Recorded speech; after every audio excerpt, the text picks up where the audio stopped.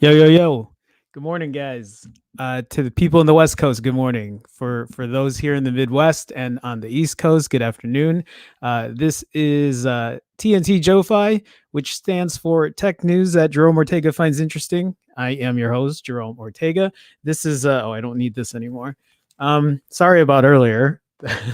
I didn't mean to put myself on screen. I meant to put the intro, and then my mic was off, and then I was like, damn it. It's always something. Anyway, this is, again, TNT JoFi, Tech News that Jerome Ortega finds interesting. This is episode 53, if I'm not mistaken. We have a good amount of news to go over today. Also, I apologize. I wasn't around yesterday. I just had a lot of things going on, and it wasn't, the scheduling didn't work. So I apologize for that. But we do have a couple things to go over today. I'm just wondering how to start here. So for everyone in the chat already, I think I did say hi. Six, Brian, Jin. Hey, how are you guys doing? Welcome to the stream. Glad you could make it. So first things first, I do want to talk about the latest update with the Pixel 4. And let me share this screen here. So The Verge put an article out that says Google updates Pixel 4 with, quote, eyes open fix for face unlock, which I got the update. I updated it and it does work. So let's get that out of the way first. But two things. One, it's not perfect. And two, I don't know when developers will start creating face unlock to use with things like banking apps and other sensitive, secure, app information before they allow, Google to say, yeah, okay, we're going to make apps for that. Let me explain why I say it's not perfect. For one, when Google updated this eyes open fix for face unlock, they put it as a toggle, which is a little weird to me. So When I got the update and I tried to unlock my phone, I could still unlock it with my eyes closed. So when I went into the settings, there's a toggle that says enable eyes open or whatever it's called. I don't know exactly what it said in there. And when I tried it, it worked. It worked pretty good. And I was like, okay, that's cool. Here's why Apple's Face ID works better than the Face Unlock for Google. So for one, with Face ID, right? When I have my iPhone up and I'm unlocking it, it's continuously looking, right? It's continuously looking for my eyes to be looking at the screen. So if I have it, if I have like let's say I have the phone, in a certain spot, like let's say it's over here and I try to swipe up and unlock it, it won't unlock it until I look at the phone. Do you see what I'm saying? With Google, with the Pixel 4, when I unlock it, if I swipe up to unlock, not swipe up, if I hold the phone and the screen is ready to look for me to unlock the phone, it does it just on one try and then it stops. It doesn't continuously look to see if you're looking at your phone. And that's a big difference there. That's actually a huge advantage for the iPhone because I can hold it up, I can, have it ready and it's continuously waiting for me to look at the phone and it won't stop until I look, right? Well, I'm sure there's a certain time frame. I'm not just going to hold it up and it's going to keep looking at it for the whole time. But with the Pixel 4, it can also unlock the phone for me even if I'm not looking at my phone. That's another stark difference. So it's still not as good as Face ID. I hate to say it, it's still not as good. So even though yes, that's a great plus that Google finally put that eyes open feature to unlock your phone. Was that 5 months later, 6 months later? Regardless, about half a year later, it does work, but it still doesn't work the same way that the iPhone 11 Pro does for Face ID. The second thing I did want to talk about that too was the fact that my banking apps still don't work with it. I still have to put a password in for Chase or Capital One, or I'm sure that's pretty similar for other banking apps. Those are the only two that I use. Let's kind of just go through this article just to see what they say, if they say something similar. So it says here, Apple's had a similar feature since 2017. Google updates Pixel 4 with eyes open fix. The update introduces a require eyes to be open feature, which is enabled by default. That wasn't enabled. Mine wasn't enabled by default. I had to go into the settings to enable it. It offers an extra security measure, but you have the option to disable it in the Pixel 4's face unlock settings. I don't know about you guys, but it was not defaulted for me. The lack of an open eye detection feature was one of the biggest criticisms of the Pixel 4 at launch. The feature is supposed to help ensure your phone isn't unlocked by people trying to open it while you're asleep. Google announced last October that it would roll out a feature to check whether your eyes are open in the coming months. Apple had a similar feature that requires open eyes in Face ID since it was introduced in 2017 as part of the iPhone 10. It requires the owner of the device to have their eyes open, and they must be looking directly at their iPhone or iPad to unlock it. So again, that's exactly what I'm talking about. The iPhone has an advantage there because it's another layer of security. It's not just are your eyes open, but are you looking at the phone?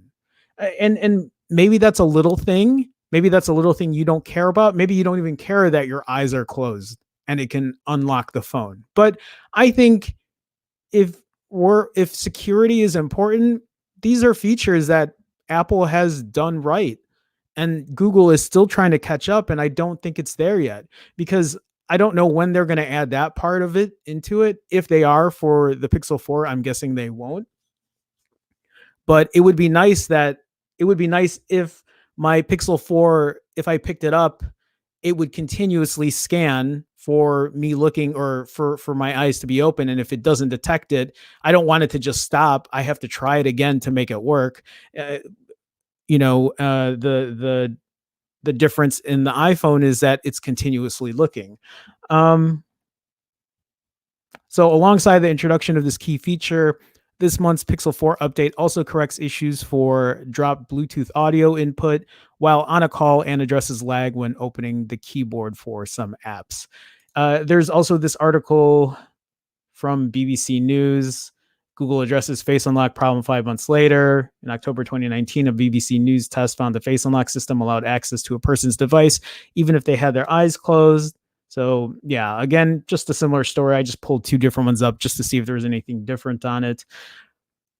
See, it always had a setting labeled require attention for Face ID. The setting is on by default and checks the user's eyes are open and looking directly at the iPhone before unlocking.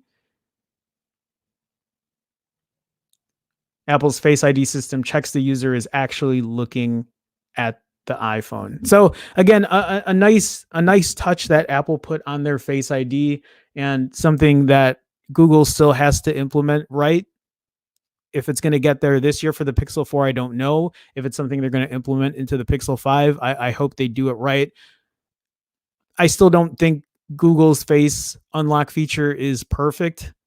Not that Apple's is, but I think Apple's has been more consistent, at least for me, in my testing. Maybe it's a little different now with this new update, but that has yet to be seen. I mean, I've been using it today to unlock my phone and it's been working pretty well. So we'll see. Okay, let's kind of go into chat here. Let me just switch this up a little bit. So, sorry guys, I'm looking at chat, just seeing here. Jin Reaper says, do you think the camera on the OnePlus 8 Pro will be the same as the new Oppo Pro? So I actually, Jin, I don't know exactly yet, and we're going to go through that. If you're new to my stream, usually what I do is I go through news that I haven't really read yet. So whatever I find out, I'll try to kind of go through it. And that's also what I use chat for, to engage. I actually want to see what kind of sensor, how good these pictures are if someone's already been using the phone or been using a different phone with the same sensor. But we'll go into that. We'll go into that. Yeah, Jin Reaper says, me too. It's about time they had a good camera. That is my big, out of everything that OnePlus does a lot of things right, and the camera is still, it's still not perfect. Not that any camera is perfect, but it's not at the same ranks as a Pixel or an iPhone, at least not yet in my testing. 6 says, if it continues to look, your battery will die instantly. Yeah, it probably will. Yeah, Brian also says it's the only thing missing on OnePlus. I totally agree. Okay, so let's kind of continue on here then, and let's continue on with OnePlus, and that's what I wanted to talk about today was the OnePlus 8, the OnePlus 8 Pro's cameras, what's going to be included in it, and if it really is going to be a competitor to the new iPhone, the new Pixel, and any other upcoming flagship. OnePlus has, at least in my opinion, they do a lot of things right as far as build quality and display and performance, especially battery life, even just charging the battery. Like, all those are great things. It's been a while since I've used, I've had a OnePlus 3 all the way up to a 6T, and then I haven't had a chance to test a 7 or a 7T because, you know, phones are expensive and just I haven't had the money for a 7 or a 7T. I can't remember how good audio is on these OnePlus phones, but I don't know if they were the greatest. I'm sure they were serviceable, right? I don't think they were awful or anything. But the biggest issue I've always had with OnePlus phones is the camera. And when I talk about the camera, I'm not talking about day shots, because for the most part, day shots were almost always pretty good. It's the night shots, it's the low light, it's indoors that I had issues with. That was their big, I guess, Achilles heel, right? Was their camera. Because again, I was naming all those pros. Let's not forget, a huge pro was also the price. But that might be changing, because I have a story about pricing too, and we don't know what these are going to price at exactly. But we you know, one of the biggest reasons I have always been a OnePlus fan was because it was very stock Android-ish, and the price was such a good deal. Again, my first OnePlus 3, I think I bought that for $379, and that was a bargain of a deal compared to what was going around at the time. And it still holds true today. I was saying if this OnePlus 8, I think I read an article the other day that said the OnePlus 8 might price out at, was it $599, which wouldn't be bad at all if it did. But again, we don't know for sure. So this article I have from phonearena.com, the OnePlus 8 Pro camera sensor gets detailed. Check out the samples. So we'll check out these samples and see. Again, my opinions on it are subjective, right? I mean, they're opinions. We'll see. So the OnePlus series of phones typically have a lot going for them: smooth, fluid Android experience and value for money innovations in display quality and charging come to mind here. I'm sorry, guys. Let me make this a little bigger. That's been pretty well known Achilles heel for the OnePlus brand. But with the eventual price increase of the 8 series, there might be a better camera hardware equipped there as well. If you don't remember the rumor about the camera hardware that will be on the OnePlus 8 Pro, here's Ishan's primer that we've heard from other sources before as well. So this tweet from Ishan Agarwal says OnePlus 8 Pro to feature a 48 megapixel IMX 689 as the main sensor, f 1.78, 48 megapixel IMX 586 ultra wide with a f 2.2 aperture and 120 degree field of view, 8 megapixel f 2.44 telephoto lens with a 3 times optical and a 30 times digital zoom, plus a 5 megapixel color filter.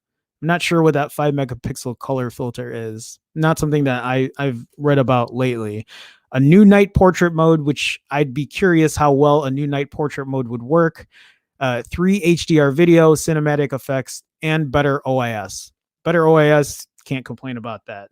The OnePlus 8 Pro custom camera sensor features. Okay, so we've read about all these already earlier, just in that tweet.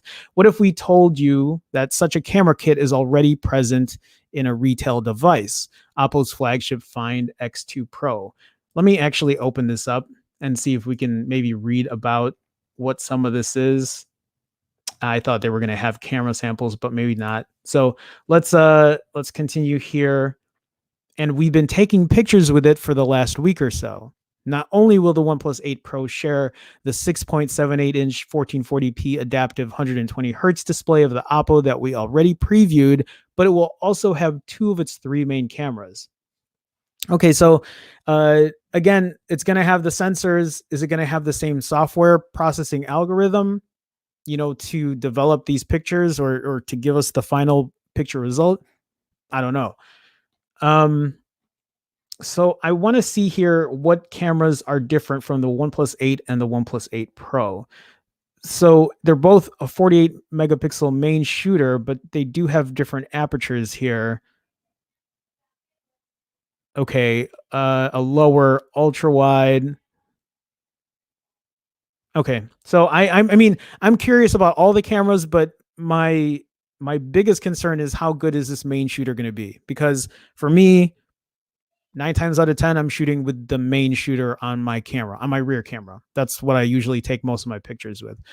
Sans the periscope zoom kit, of course, but the Find X2 Pro is, after all, in the high-end, more expensive $1,200 category, and folded optics cost a pretty penny. Instead, the OnePlus 8 Pro will make do with an 8 megapixel 3 times telephoto camera, but the main 48 megapixel IMX 689 f over 1.78 aperture and the 48 megapixel IMX 586 ultra wide f 2.2 aperture are present on the Oppo. That's not surprising given that OnePlus, as well as Oppo and Vivo, are part of the same BBK holding company. So there's bound to be some cross-pollination of specs and features between them. What's more interesting, however, is that the main 48 megapixel IMX 689 has been developed specifically for the Holdings phone camera's purposes, and Oppo just detailed it in a video. Interesting. So main features of the OnePlus 8 Pro, omnidirectional phased, okay, so PDAF, increased light sensitivity, improved dynamic range, and better signal to noise ratio. So here are the samples from their main camera, OnePlus 8 Pro 48 megapixel. The proof is in the pudding though, and we are glad to report that the so-called truth sensor that the OnePlus parent company has developed for its phones is delivering on most fronts, as you can see from our samples with the Fine X2 Pro below. We've also got a few with a 48 megapixel IMX 586 ultra wide camera to whet your 8 Pro appetite. This time the OnePlus 8 Pro camera quality may be different indeed. Okay, let's see if we can. So yeah, I mean that's a good shot, right? Like I mean the quality looks pretty good. Again, it's more of an outdoors, better lighting shot, so it's not the best way to really tell because again, I can take a lot of pictures with cheaper phones during the day and most people aren't going to tell the difference, right? Um I mean, I'm looking at these shots and they look really they look clear. The focus is pretty sharp. I mean, they're definitely good looking shots. Nothing really. I mean, it's also overcast, right? So we don't have day shots to look and see if there's any overexposure or anything right now. Okay, this is their wide angle. I was going to say this one looks a little off, but that's why. Like this is a much softer image compared to their main shooter, but that's to be expected, especially when it's using the ultra wide. But they definitely look good. You get a little bokeh effect here, focusing on the subject.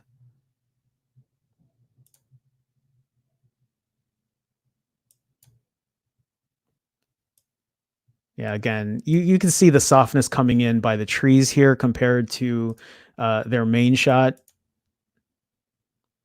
I don't know though because I have the ultra wide on my iPhone. I don't know if it's that soft. Like this is really really soft.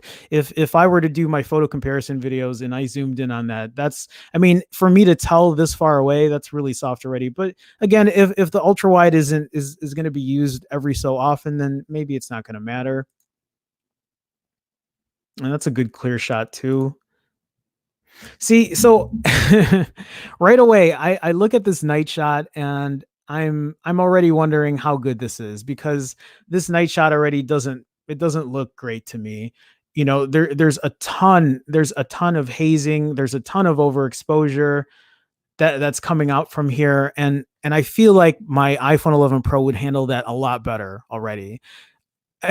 I was gonna say my Pixel might too, but at night my Pixel 4 at night still doesn't compare to what the iPhone 11 Pro gives me.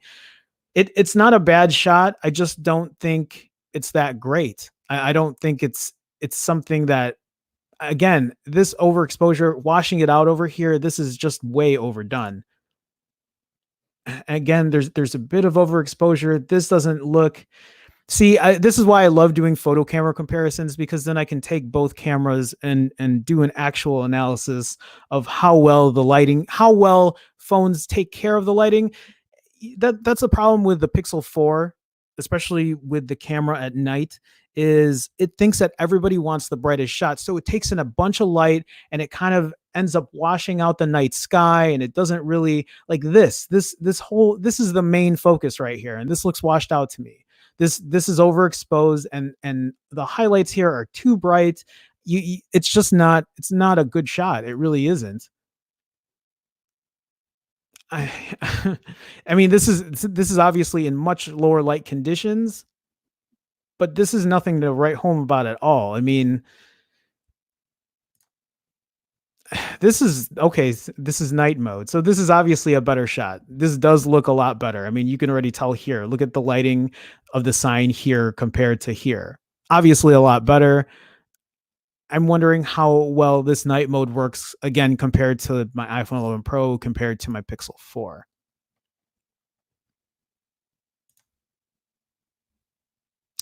Yeah, I feel like I've taken shots like these before with my past cameras. So again, I'm a little wary about how these night shots are gonna come out. They're not bad.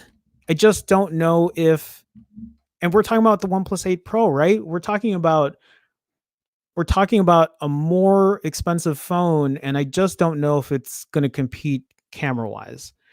Again, it might not be, the worst, but it's also, I don't know if it's flagship level yet. I really don't know. Hmm. Okay. Let me look through chat here. Um yeah. So Dark Man X2G. Hey, welcome to the stream. Appreciate you stopping by. Appreciate you joining the chat. I'm still doubtful of OnePlus making a good camera. I'm with you on that. I really don't know. I really don't know how it's going to turn out.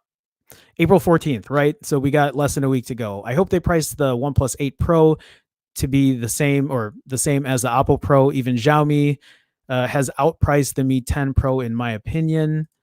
The samples look okay to me, but like you say, it's very overcast, so it doesn't always show the colors off the best. Yeah. Jin Reaper also says that night shot looks terrible. That's, I mean, right off the bat, that's how I feel about it. That's not the best. Those weren't the best samples to show. Not that they have to like make the best, but the one thing that I love about my Pixel 4, or my OnePlus, or my one, I don't know, OnePlus is in my head, or my iPhone 11 Pro is really what I meant to say. What I love about my iPhone 11 Pro is the consistency. More times than not, when I pull that out for a night shot, it's going to come out pretty good. More times than not, more consistent than my Pixel 4. I'm just being transparent with you guys. It is more consistent there.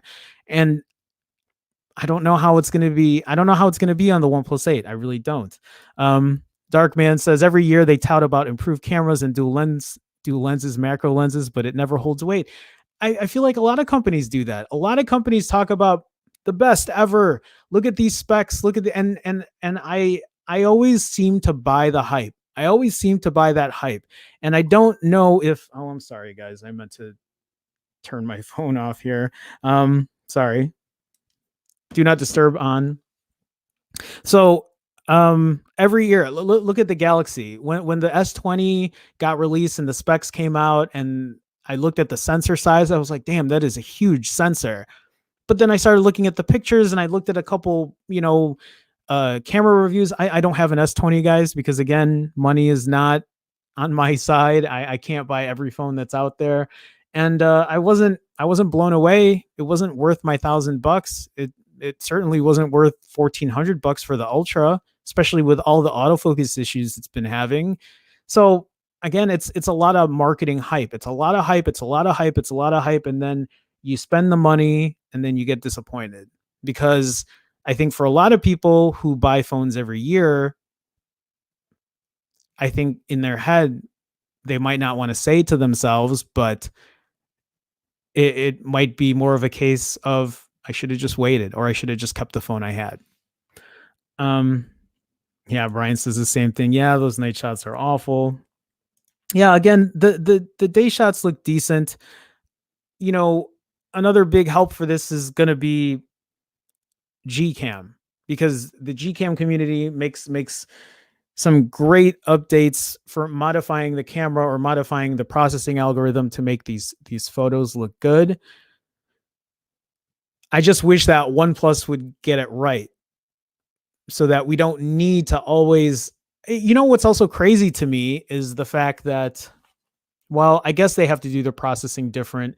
It's just OnePlus uses so much of Android stock stuff that you would think they would just use the same algorithm or imaging algorithm as image processing algorithm as Google's, but that I don't think other companies are privy to that info. Okay, so that's kind of how I feel about the camera. Again, we're talking about a lot of money for a camera that might not even be on the same level as the iPhone 11 Pro or the Pixel 4. And if that's the case, then you would be spending that money, right? Because we don't know what's going to be priced at. Pete Lau said it's going to be under $1,000. So if it's $900, then you're spending $900 on IP68 certification and wireless charging, and it's great performance, and it's very close to stock UI, and great battery charging, battery life. But you're certainly not buying it as a prioritization for your camera. I think we can all be realistic about that. I'm not saying it's going to be the worst because we don't know yet. We haven't seen what the OnePlus 8 or the OnePlus 8 Pro can do camera wise, but I hate to say it, don't hold your breath. I don't know if it's going to surpass what some of these other phones are capable of. So that's all I have to say. We are going to continue though, and we are going to talk about, okay, so these leaks we've already talked about. These are just other articles I pulled up, but I didn't really want to go through all of that. I mean, I think we did at this point. So what I do want to continue going on with though is this article from Android Police that talks about OnePlus 8 Pro, or I'm sorry, it's titled "The OnePlus 8 Pro will have slightly crazy 30-watt wireless charging." Twice the power of Samsung and almost 3 times more than Google's Pixels, which is crazy. I am not the biggest wireless charger user. A big reason is because it just doesn't charge as fast as hooking up wired.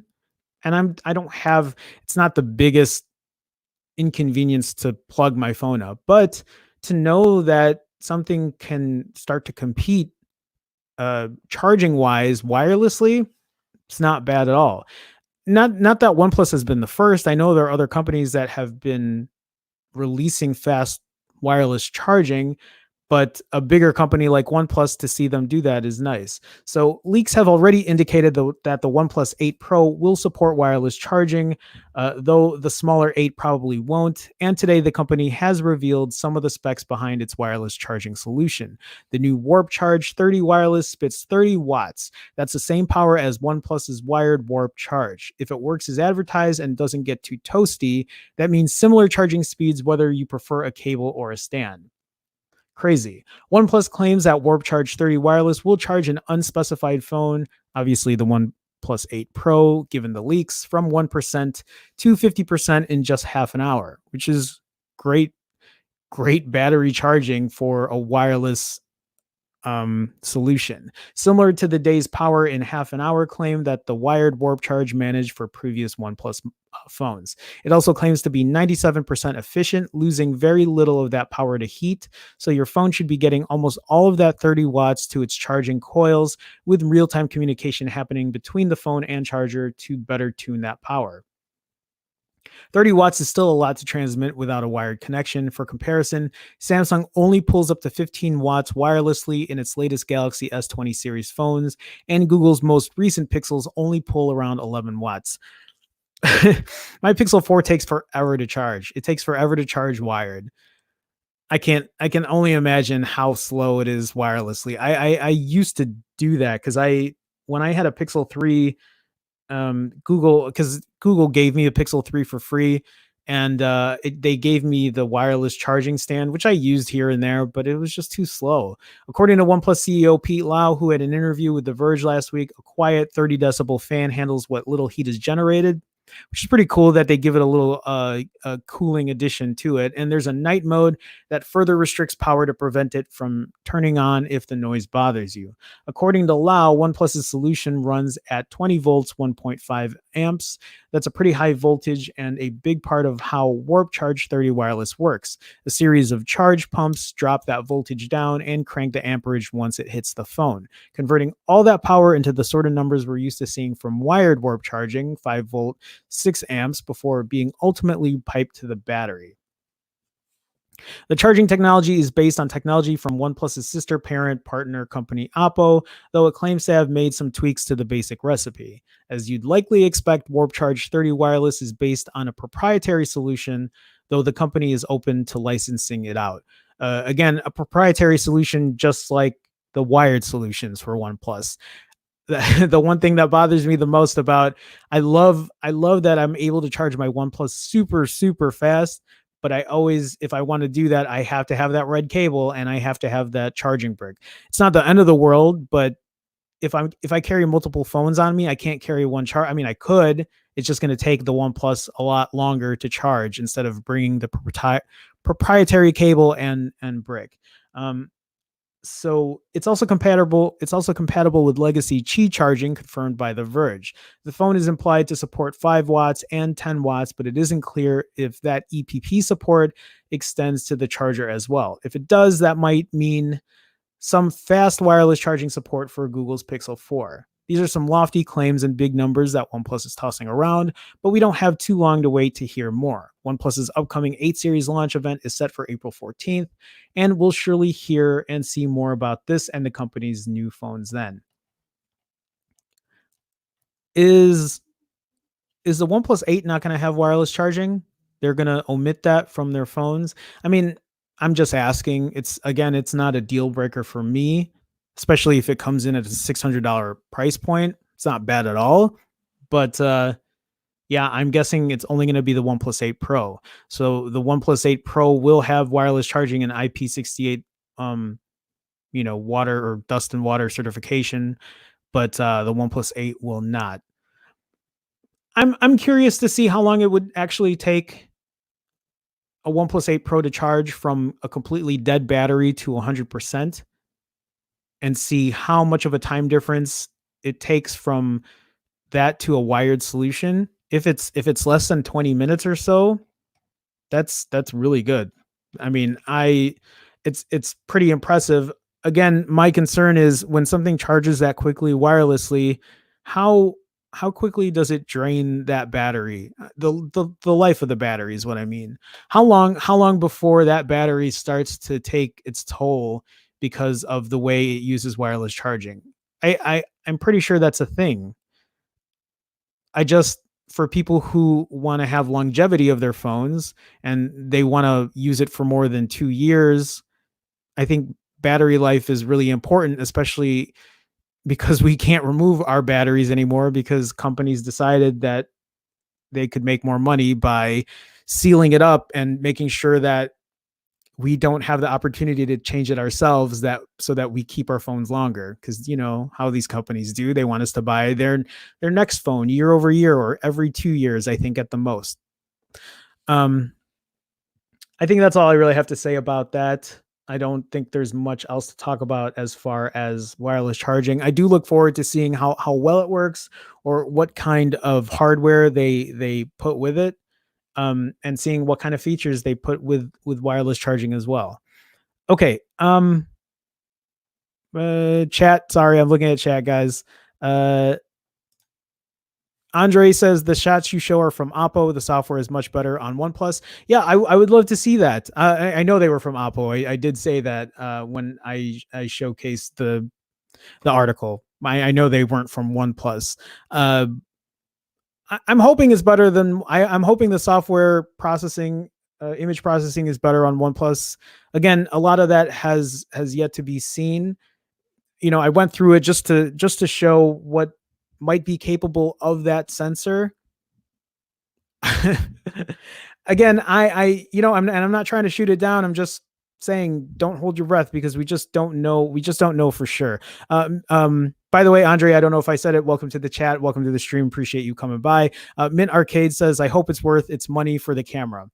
I hope it is too. If it is your number one priority, if camera's your number one priority, then I don't know. I would hold on to that. I would hold on to your money and wait for people to bring out these camera reviews and see how well they do.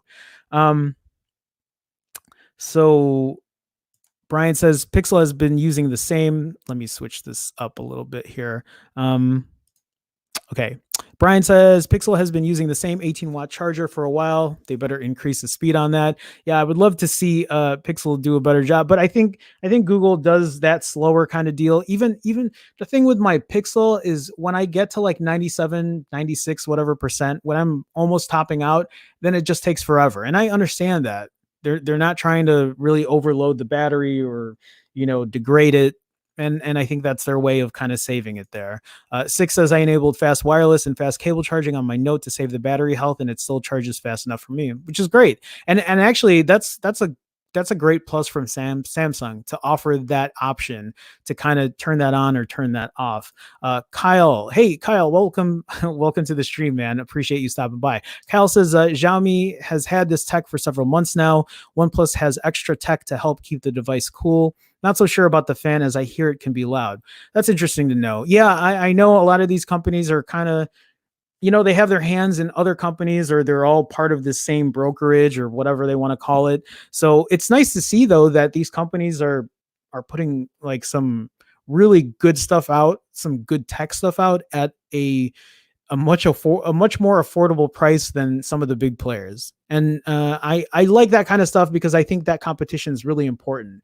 That we can still have these companies who are releasing really high-end tech that you're not seeing from the bigger companies, but also pricing things at a much lower price, especially if they're including a Snapdragon 800 series chipset in it.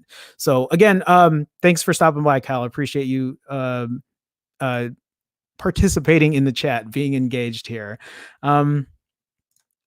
Brian says they should probably have a battery management setting to stop charging after 80% or slow down charging if it heats up too much. Yeah, I agree.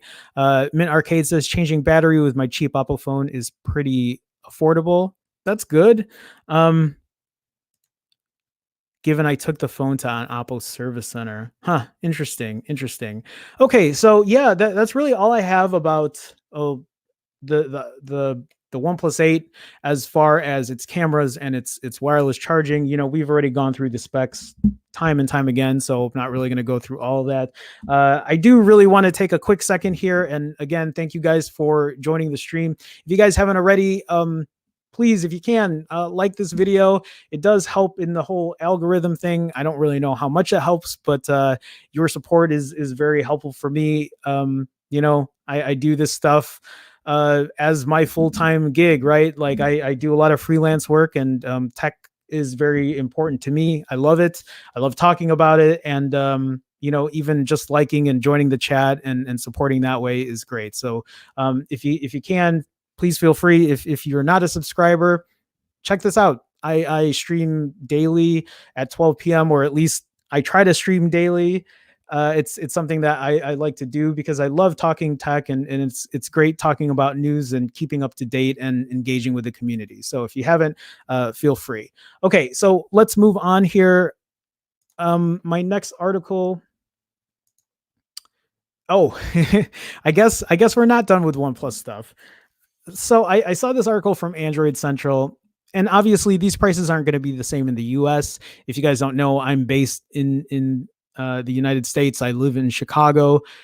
And this article from Android Central says the highest end OnePlus 8 Pro will reportedly cost over €1,000 in Europe. Comparatively, the baseline OnePlus 8 will have a starting price of €719.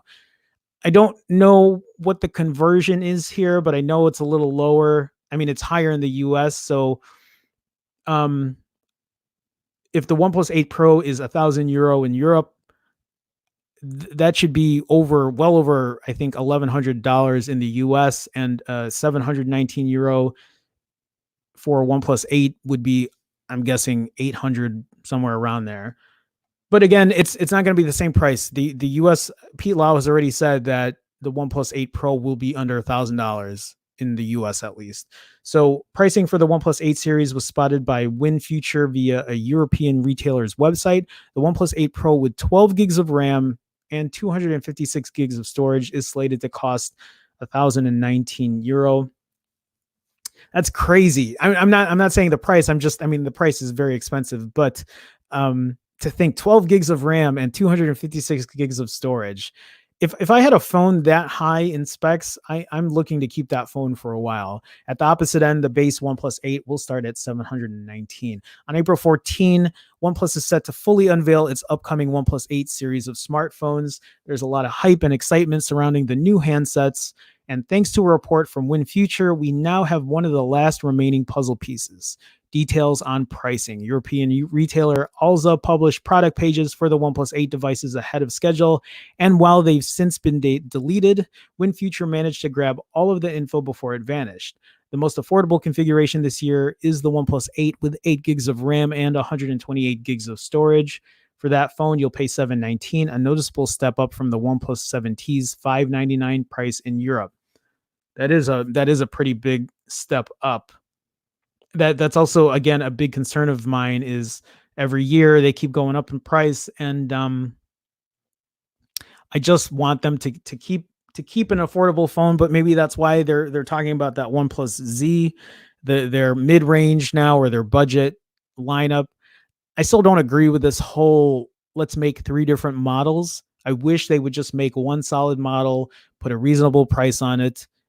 Again, I'm all for companies making profit, but just don't gouge the customer.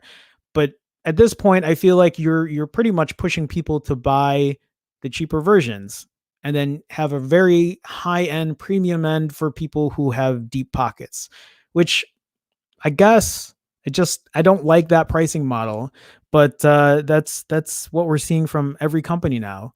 We see two or three different models. We see mid-range phones coming out because people aren't going to spend $1,000. I'm not going to spend $1,000. I've said this many times before, and I'll say it again. My price point now for phones is $500 US tops. And when I say $500, I mean I'm not going to buy a phone for $499 and pay tax and shipping. I want to buy a phone for $500 shipped to my door. Like tax included or whatever. That's my price point. I'm not saying that should be yours. I just think we can get a good phone for $500 new with decent specs. Or at least I'm hoping a company will continue to do that. If OnePlus keeps going up in price, then maybe it's time for another company to step up and say, hey, we only offer one phone, high-end specs. Here you go, under $500. And I think some Chinese, like on a bunch of other Chinese companies do that. I just don't know if they make it available for the US. I think I had someone in chat tell me a couple of days ago, you could order it. You just can't order it from Amazon or something. You'd have to order it from, I can't remember what website. So anyway, so to continue here, it says, the flagship OnePlus 8 Pro will start at $919 for 8 gigs of RAM and 128 gigs of storage, going up as much as $1019 if you step up to 12 gigs and 256 gigs of storage. What does this mean for pricing in the US? We don't know the exact conversions for sure, but with OnePlus CEO Pete Lau saying that the highest end model will cost, quote, under $1,000 in the country, we'd expect slightly lower prices across the board, although probably not by much. Yeah, by under $1,000, I'm guessing 900 at the very least. $900 for a OnePlus 8 Pro is my guess. For the OnePlus 8, I really don't know. People were saying it might be $600, but I can't see it being that cheap. If the OnePlus 8 Pro is going to be $900, I think the OnePlus 8 is probably going to be $700. $699, right? I think that's probably what they're going to price it at. Although such drastic price increases aren't fun to see, none of this should come as that much of a surprise. It doesn't come as a surprise, but it's unfortunate. It really is. I think we just set a bad precedent for what people should be paying for phones, to the point where they price phones here in the US so that you can not subsidize, that you can make monthly payments on it like you're buying a car. That shouldn't be a thing. It really shouldn't be like that. But they do that so people will still pay that money, and then you're tied to that carrier for 2 years or whatever kind of bullshit that is. And it's just not. I just, for me, and I've said this many times, I don't buy my phones that way. I buy my phones unlocked, straight up. I don't like this whole payment plan kind of deal. I don't like being tethered to being in debt that way. Anyway, the OnePlus 8 Pro in particular is shaping up to be the company's most technically impressive phone by a long shot, offering a 120 hertz AMOLED display, 30-watt wireless charging, and further improved cameras. Those specs paired with this new pricing further reiterates the point that OnePlus is really gunning to take on the Galaxy S20 with the 8 Pro this year. That's understandable, but it remains to be seen if the regular OnePlus 8 offers enough upgrades and improvements to justify the potentially steep price hike up from the OnePlus 7T. It's all speculation, but we don't have much longer. The 14th is what? Less than a week from now? I don't know. Are you guys watching that live event? I mean, I'm probably going to watch it. I would love to. I wonder if I could. not live stream the event, but either have the audio on and kind of do just like a probably it's not worth doing that. I was gonna say like a reaction or like commenting on the live stream, but yeah, I don't know. Kyle says here, I miss your camera reviews. Still have my Nexus 6P as a backup. Yeah, I miss doing them too, man. It is a tough situation to be in, working doing what I do, because I just can't buy every phone. I did that in 2018. I think I spent so much money buying almost every phone and trying to do as many camera reviews as I could. And I miss doing that. If it was up to me right now, that's what I would be doing. I would own every phone and do camera reviews and kind of go through it, because I love doing it for one. And it's been, so if you don't, I mean, you guys can see there's I have a DSLR behind me and I use that thing daily. That is I do freelance photography work now, which is awesome. It's something I never thought I would do. Working in IT for so long, I never thought I would pick up a DSLR and actually learn how to use it. But I miss doing camera reviews too, man.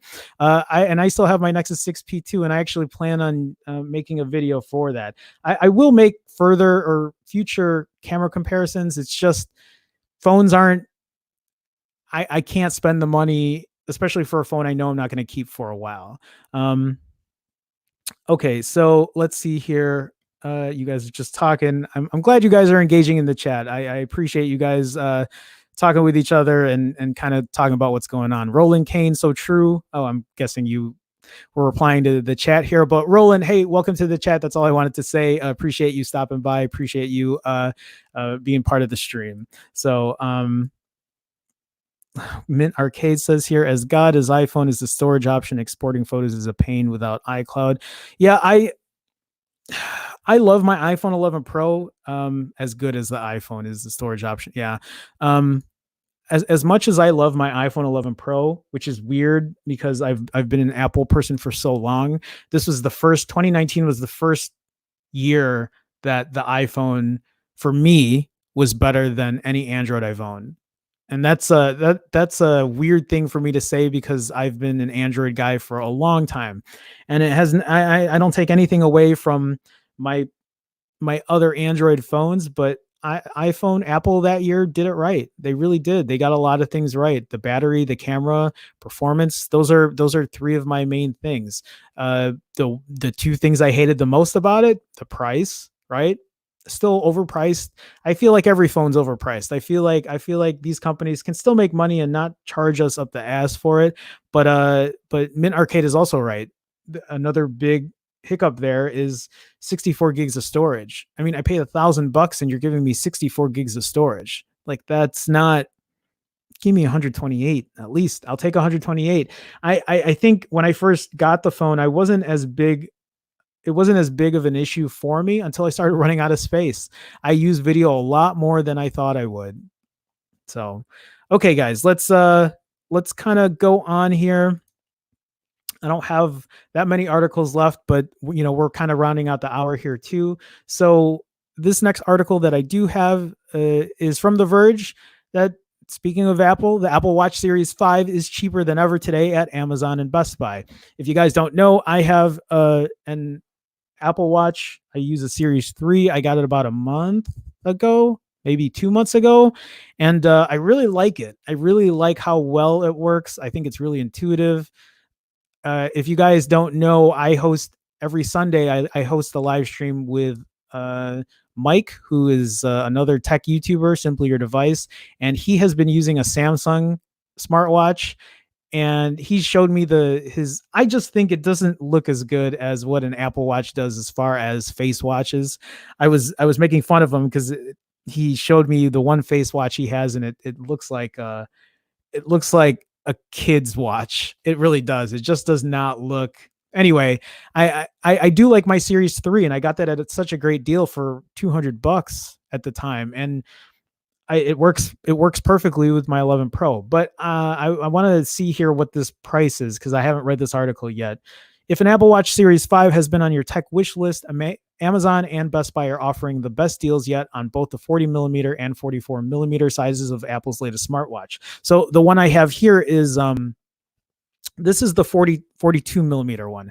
So I think the Apple Watch Series 3 came in at a 38 millimeter, and it was on sale at 189 brand new. But I got the 42. So I actually have what's in between this new big size that they put for Series 5 and the smaller version. But the 42 I got for I think 220, somewhere around there. But it was a great deal.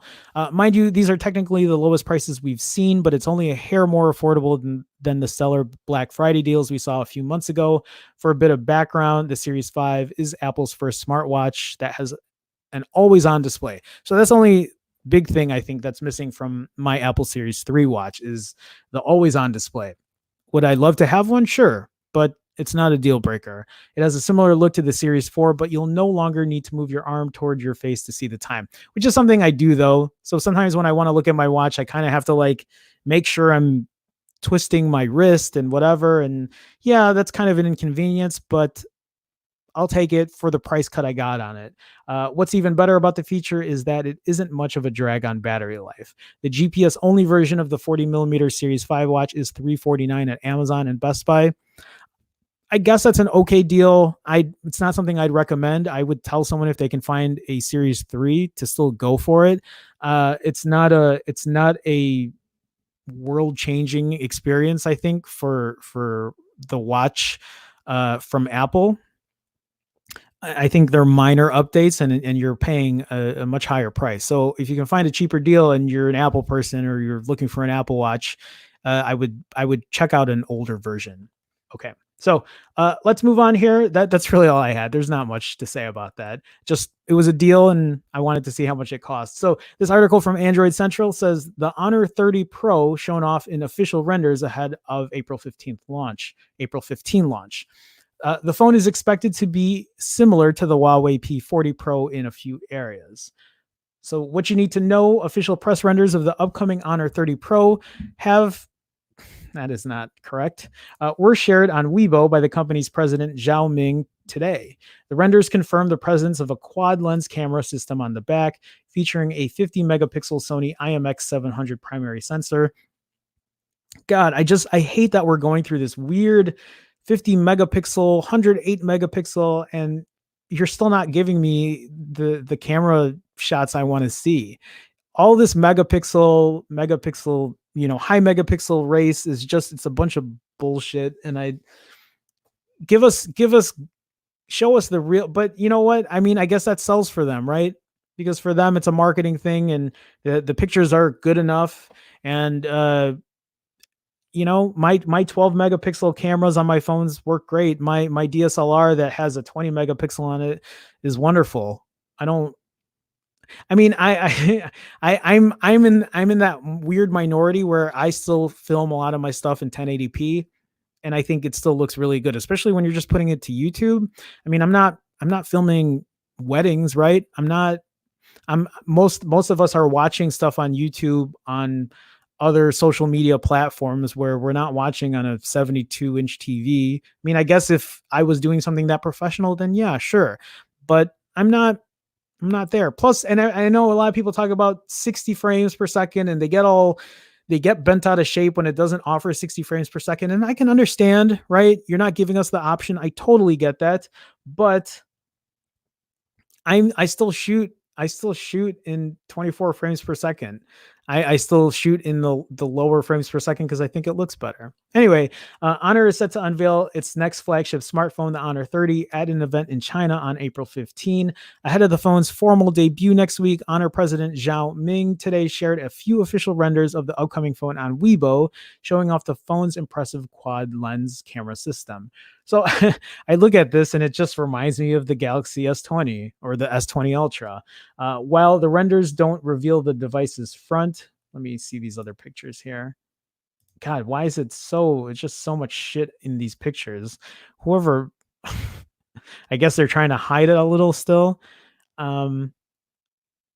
They do give us a clear look at the Honor 30 Pro from the back, although not quite as large. The camera module on the back of the phone appears to be similar to Huawei's P40 Pro. Just like the P40 Pro, the Honor 30 Pro is expected to feature a massive 1/1.28 inch type 50 megapixel primary sensor. It's also rumored to have full megapixel octa PD autofocus, phase detection autofocus, and a periscope module, although no other details have surfaced so far.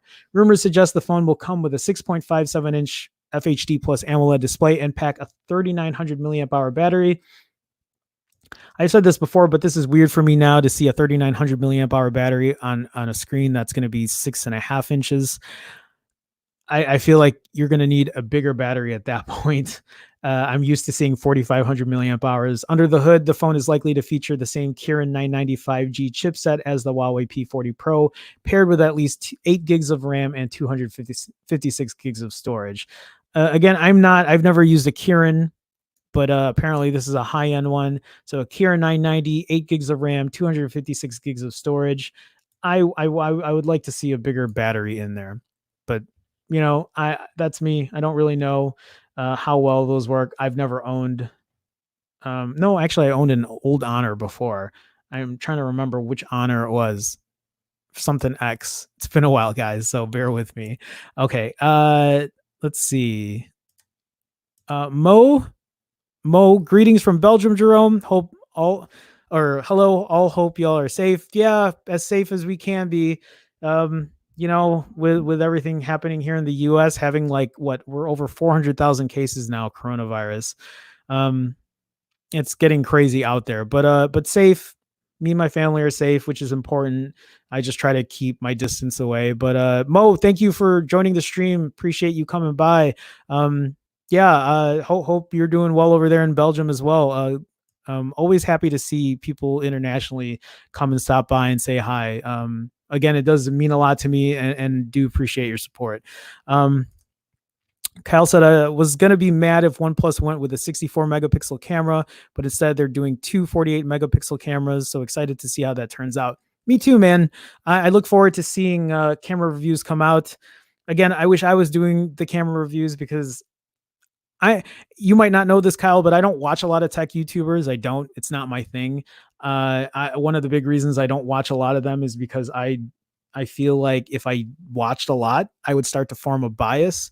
I would just kind of vomit the same word salad that all these other tech YouTubers are saying. Not saying they're all awful, but I just think a lot of them say the same things over and over because they watch each other, and they're like, oh, let's make sure we say these points because that's what everyone says and everyone's agreeing and for me, I like to do my own testing and give my opinion on it.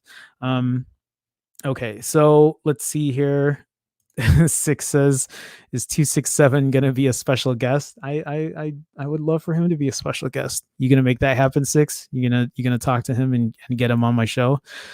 Actually, I don't know about that. So okay, moving on, guys. Let's see here. I got 3 articles left. I don't know if I'm going to go through all of them. Actually, I'm going to skip one because I'm going to save that for later. This article from The Verge talks about how all Microsoft events will be digital only until July 2021, I just brought this up because I thought it was kind of interesting to see that they're actually going to push it all the way until 2021. I don't know if other people will follow suit. Some people think here in the US, all of this is going to be over by May, but I just don't see that happening. I was just looking at, because I have this weird obsession with checking coronavirus numbers, and I know it's probably not the best idea, but we've had in the US, we've had the last 4 or 5 days, we've had about 1,000 deaths per day, 1,000 deaths the last 4 or 5 days. Before that, it was about 500. And then today I looked and yesterday we almost hit 2,000. We pretty much hit 2,000 deaths. So that's already doubled. I don't know if we're going to double again and get another 2,000. I actually thought that trend was going to start coming down, but I guess not. So Microsoft is planning to make all of its, I'm not going to go through this whole thing because I just wanted to talk about if other companies were going to follow suit. I understand why Microsoft is taking this stance, and I'm all for it. So it's planning to make all of its internal and external events digital only until July 2021. The software maker had already revealed Build 2020 due to be held in Seattle in May. Now it's going to be transformed into a digital event. So this digital only focus is now extending to far more events over the next year. It also canceled its in-person Inspire event for partners that was due to be held in July. Don't expect to see any in-person Surface hardware events this year either. Microsoft will now be relying on its own digital events team and increasingly Microsoft Teams to allow the company to hold events like Build 2020 remotely, while the majority of employees are still sheltering at home. So, not much to go into it. Just wanted to talk about that. This article here I have from Droid Life says Google might force Samsung to do updates right in Android 11. I don't really know what this is about, so let's quickly go over this. Wow, that's very, very small here. Um, can you guys see that? I'm sure you can. Back in the days of Android 7 Nougat, Google introduced a new way for phone makers to update their phones that would provide a more seamless experience from the way updates worked in the past. The idea was to offer A/B partitions for updates that would patch and update files in one partition while your phone was still on and active, leaving the other partition alone as a safe backup. A simple reboot once the update had finished installing in the background would have you back up and running in minutes, rather than without functioning a device for an extended period of time. The thing is, not everyone has adopted this feature that Google introduced in 2016. Google's Pixel phones were quick to include it, but companies like Samsung, who sell you phones that cost $1,400, have not. In Android 11, that may change. The folks at XDA noticed a commit update that could require companies to include A/B or seamless updates with new phones launching with Android 11. This commit has yet to be merged, so it's not quite official. It would be a big change that might finally force Samsung's hand if Google goes through with it. I sure hope they do. I I don't know. I'm indifferent because I don't use many other phones but stock Android. So yeah, if it's helpful for people who don't use them, that's great. Um yeah, I don't know. So not the biggest news in the world, not really um anything noteworthy here. I mean, yeah, I want to see companies. For me, if it was up to me, every company would just be using stock Android, but there's always that crowd that says, well, that's boring. If there's only one company I feel that does it right, it's OnePlus, who kind of tweaks it to be a little better, but still the OnePlus UI is not my preferred. There are some things that I still like on stock Android that I wish OnePlus would implement, like the swipe to get your Google News and whatever. Instead, you get the shelf, and it's just not my thing. But that's me. Again, OnePlus gets a lot of things right there, and it's one of the reasons I love their phones. But still not stock Android. Okay, guys, that might be it. Oh, I see George. Sorry to be so late, George. It's okay. Appreciate you stopping by. I totally missed Brian's dollar super chat. Brian, again, thank you, man. Thank you for the super chat. I do appreciate it. I can't say this enough. I feel like a broken record at this point, but your support, man, I appreciate it so much. So thank you for always stopping by. Thank you for engaging in the chat. Thank you for engaging with other people in the chat. It means a lot to me. Six says that's what she said to George's. Sorry to be so late. I'm guessing, unless it was something I said. Otherwise, that should be it, guys. That's the end of my hour here. If you guys, again, if you haven't, please check me out on I do have an Instagram and I do have a Twitter, and you can follow me at Phone Jerome. I do have a Patreon as well. You can find me there at patreon.com/Jerome Ortega. Again, any of your support is appreciated. This is what I do full time. This is what I do on top of my freelance work and everything. So I do want to thank you guys for, it was something I said. God damn it, Lou or Six. Let's see here. Mahir. Man, I wish I could pronounce that name. Pandharipand. Anyway, Mahir, thank you for nice cap. Thanks. I have a lot of I was trying to point at my hat. I have a lot of Bulls hats. There's just one of many. But thank you for stopping by the chat. Thank you for joining the stream. I'm sorry I'm about to end the stream today, but if you guys don't know, if you guys are new here, I stream daily, every day at 12 p.m. Central, 1 p.m. Eastern, Monday through Friday. I also stream on Sundays with Mike. He's another tech YouTuber. His name is, you can find him at Simply Your Device. We stream every Sunday early in the morning at 9 a.m. Eastern. I hate waking up early, but that works for Mike, so it'll work for me. Anyway, yeah, you guys can find me tomorrow. I'll be streaming again, 12 p.m. Central. We'll find a couple stories. We'll talk about it. We'll engage in the chat. But I do want to thank everybody for stopping by. If you guys haven't already, please feel free to like this video, help this algorithm, help me get found. It kind of helps in this whole doing this YouTube thing as a full-time gig. Again, I do appreciate it. If you haven't already, you can find me on Instagram, at Twitter, at Phone Jerome. Same deal. And that's about it. Oh shit, I forgot I have an outro to play and I haven't set that up. So I'm going to pretend to sit here and make some chatter as this video pulls up so I can play the outro. That'll be it. I look forward to seeing you guys tomorrow. Again, thank you guys so much. Your support means a ton to me. It really does. I don't know how to thank you guys enough for just stopping by, engaging in this chat. I do. The one thing I do want to point out is I want people to understand that I don't know everything about tech. I really don't. I can just share what I know, share my thoughts, my opinions, but I also rely on you guys for your input because it's just as important. So again, thank you guys so much. I will see you guys tomorrow, 12 p.m. Central. I'll see you then. Bye, guys.